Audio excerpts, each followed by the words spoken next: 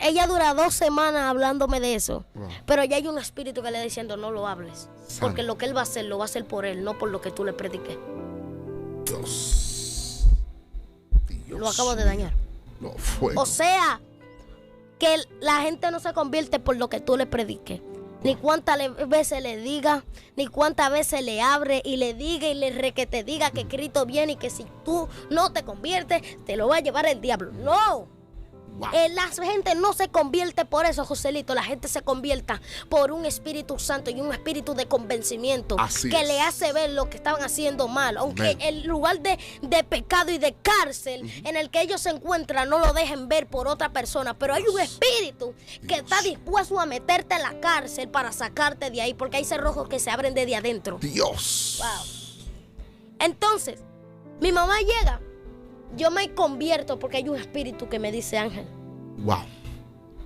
Y yo me convertí. ¿Qué edad tú tenías más o menos en ese entonces? Yo tenía aproximadamente 9 años, 9 pero años. yo no descubrí lo que yo tenía en esa edad. Ujú. Déjame decirte. Cuando yo estoy en una iglesia, pero en esa iglesia que yo no tengo la identidad suficiente, ni en la iglesia en la que yo estaba se manejaba lo que era el desarrollo de un liderazgo y la manifestación del Espíritu.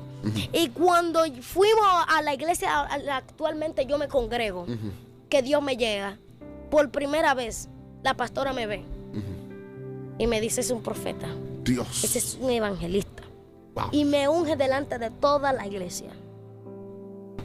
Desde ese fue lo que despertó el choque Eso activó lo profético. eléctrico, claro. Y Wow. en mi casa comencé a predicar. Mi mamá sabe que yo predicaba acá con 6 y con 7 citas bíblicas. Dios mío. Sí, yo me desarrollé predicando casi como tipo estudio. Dios. Con 7, 5 citas bíblicas y le predicaba al espejo.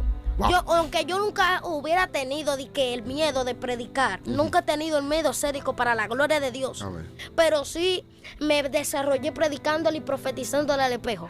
Dios. Y profetizándole a los artículos que estaban en el baño. Dios. No te agarres la cabeza porque eso era cierto.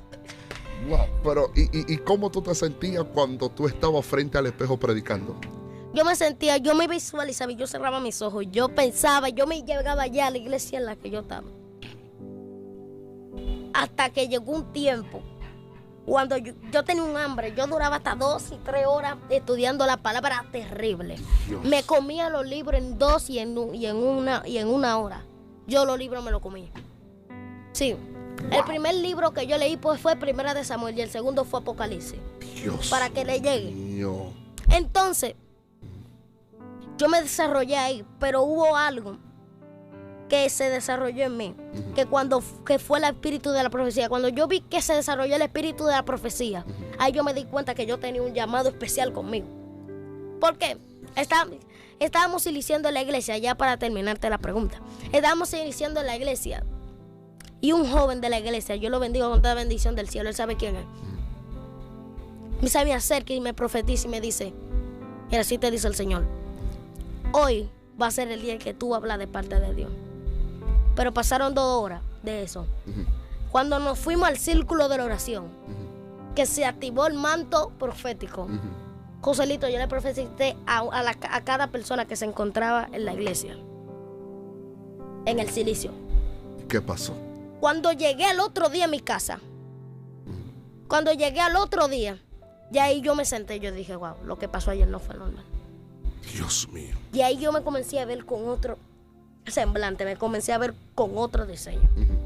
Ahora, esto es sobrenatural lo que ocurrió en la vida del profeta Ángel. Impresionante cómo a su temprana edad, desde los 9 años, o sea, ya desde el vientre de su madre, ya estaba marcado.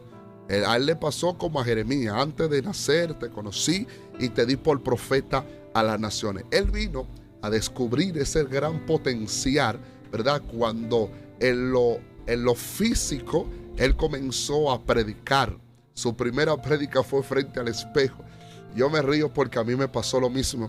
Cuando Dios me llamó desde la edad de los 11 años, yo agarraba un cepillo y me paraba en el espejo y comenzaba a predicar. Y mi mamá en ese entonces me decía: tú estás loco.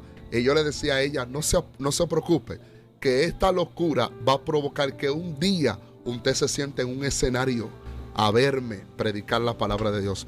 Y yo me siento contento con